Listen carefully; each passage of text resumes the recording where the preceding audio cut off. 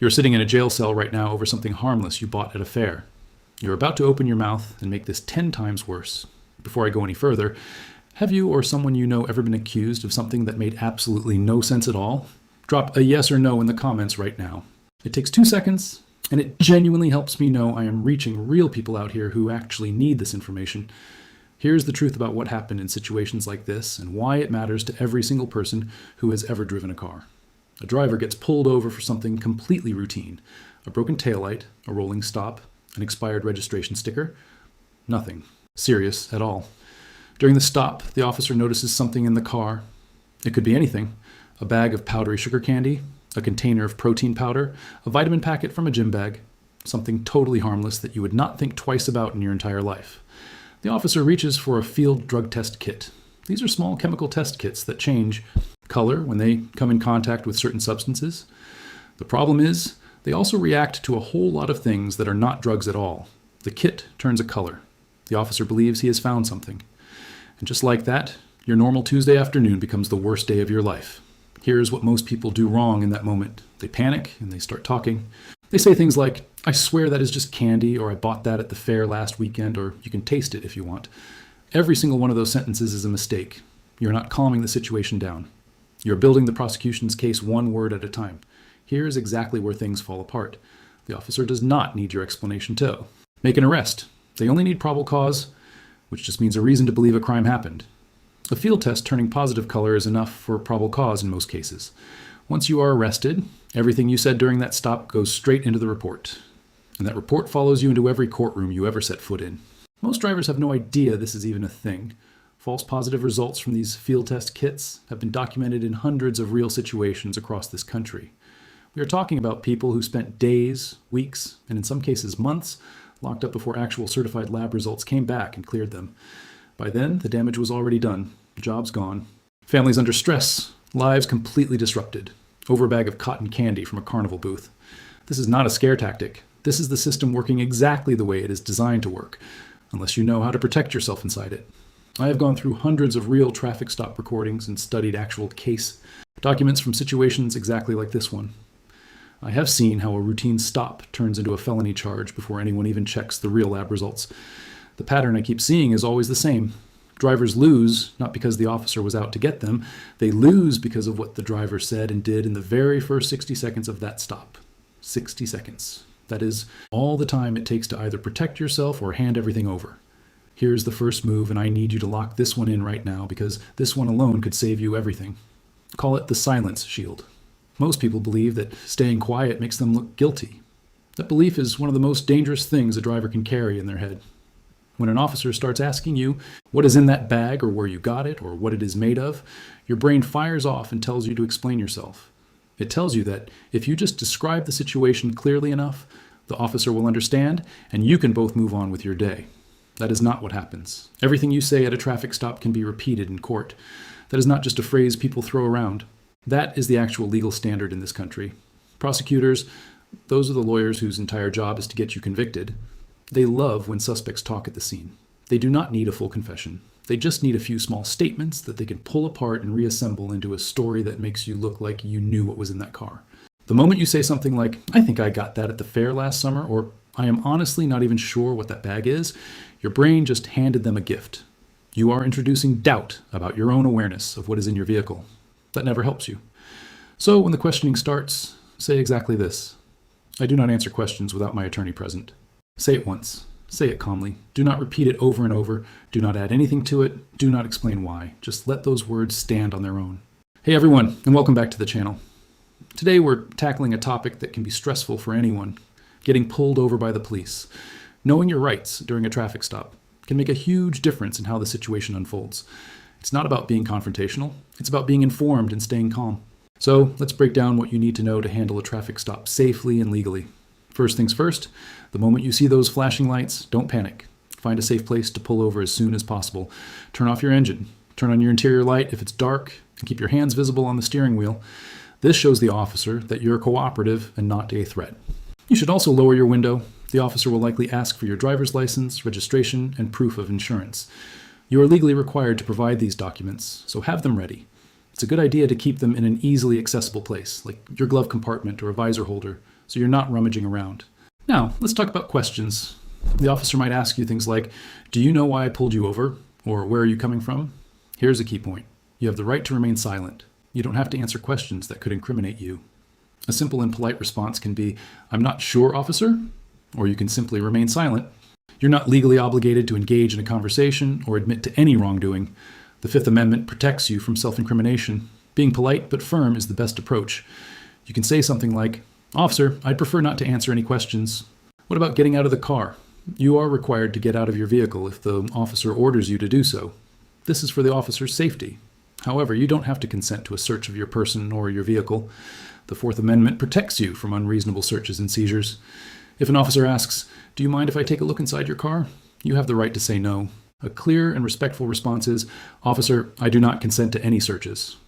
If the officer says they have probable cause to search your car anyway, do not physically resist them. State clearly, "I do not consent," but allow them to proceed. This is important for legal reasons later on.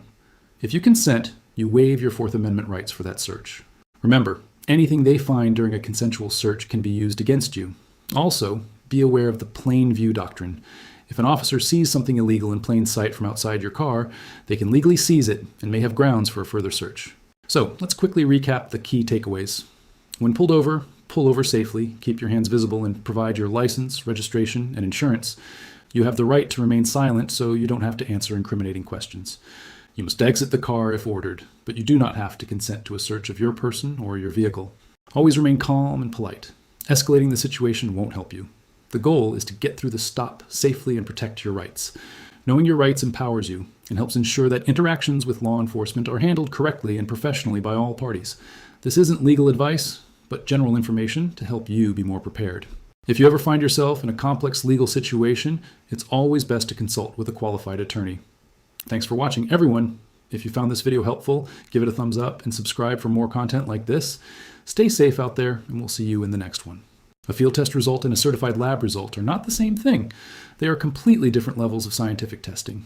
Certified laboratory analysis has reversed field test results in documented situations.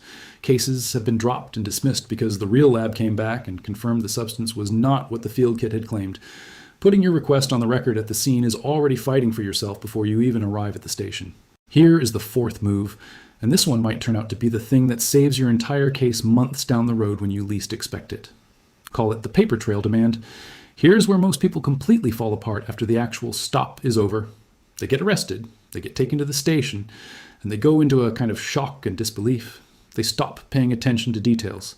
They assume the process is going to sort itself out fairly and on a reasonable timeline. It is not going to do that unless someone actively pushes it forward. The information you gather in the first few minutes after a stop is some of the most valuable material you will ever have if the situation ever reaches a courtroom. The officer's full name, their badge number, their unit number, the name of the agency or department, the incident report number, the exact time the stop began, the exact location, what was said, what test kit was used, and what the officer claimed the results showed. Say exactly this. "Can I please have your name, your badge number, and the incident report number for my records?"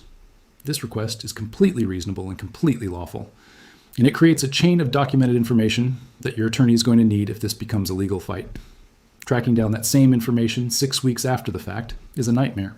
Getting it right there at the scene takes about 30 seconds. The moment you are in a safe location, whether that is a waiting room at the station, a friend's car, anywhere, write down every single detail you can remember. Do it immediately before the adrenaline starts to fade and your memory softens. Write down the weather. Write down the exact spot where your car was stopped. Write down the exact words the officer used when he told you the test was positive. Write down how you responded. Write down the time on the clock. Your written record is your memory locked in place on paper. And unlike your memory under stress, paper does not forget and does not get nervous. I need to ask you something personal right now. Is there someone in your life, a parent, a sibling, a cousin, a close friend, who gets behind the wheel every single day and has no idea that any of this is even possible? Send this video to them right now, not later tonight. Right now while you're watching. This information could genuinely protect someone you love the next time they get pulled over for a broken taillight, and it suddenly becomes something much worse. Here is the fifth and final move, and this is the one that separates the people who survive the situation from the people who do not. Call it the independent test right. Here is the problem most people face after an arrest like this. They get charged. The case starts moving. And it keeps moving forward because there is a field test positive in the file.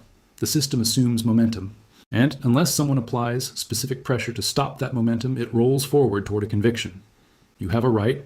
In most jurisdictions, and jurisdictions just means places, your city, county, or state, you have the right to request that any substance taken from your vehicle be independently tested. Independent testing means a completely separate certified laboratory with no connection to the arresting police department runs its own full scientific analysis on the exact same sample. This is not something that happens automatically. Somebody has to formally request it. So here is what you or your attorney needs to say. We are formally requesting independent laboratory testing of the collected substance at an accredited facility of our choosing. This request has to be made through your attorney. If you cannot afford a private attorney, you still have options. Public defenders can make this request on your behalf, but the timing matters enormously. Evidence does not last forever. It can be consumed during the initial testing process. It can be misplaced. It can become unavailable. You need to make this request as early as possible. Independent testing has changed the outcome of situations exactly like this one. When the independent lab comes back and confirms the substance is nothing more than spun sugar, the charges fall apart. The field kit was wrong. The arrest was a mistake, built on a flawed tool. And now there is documented scientific proof of that. You cannot wait until the week before a court date to think about this. Speed matters. And now you know exactly what to ask for and why it works. Your rights do not start in a courtroom. They start the second those lights flash on behind your car. You now know something that most drivers are never going to take the time to learn. You walked through 5 real moves today that can protect you in one of the scariest and most unfair situations any driver can face. Let me run through all 5 quickly so every single one of them is locked into your memory. The first was the silence shield. You do not answer questions without your attorney present. Silence is not a sign of guilt. Silence is a constitutional right that every person in this country is allowed to use. The second was the consent wall. You do not consent to searches. Those words said calmly and clearly protect your Fourth Amendment rights and create a documented record that your attorney can work with. The third was the field test challenge. Field tests are not lab tests. They fail. They fail on cotton candy and vitamins and chalk and sugar. Say your objection out loud on the camera that is already recording your stop and demand proper scientific testing. The fourth was the paper trail demand. Get every name, badge number, and report number you can while you're still at the scene. Write down every detail the moment you reach safety. Your memory will fade, your notes will not. The fifth was the independent test right. Push hard and push early for an independent certified laboratory to test the collected substance. This request has changed real outcomes in real cases. It could change yours. You are not helpless in that situation anymore. You just went through the kind of education that most people will spend their whole lives never even knowing they needed. That knowledge travels with you now every single time you get behind the wheel. Here is your challenge. The next time you get pulled over, use at least one of these 5 moves, then come back to this exact video and drop a comment telling me what happened, what you said, how the officer responded, how the whole thing ended. I read every single comment on this channel. Your real story might be the thing that convinces somebody else to watch this before they end up spending 3 months in a cell over a bag of cotton candy. Stay sharp. Know your rights before you need them. And never let a $2 field test kit take away months of your life.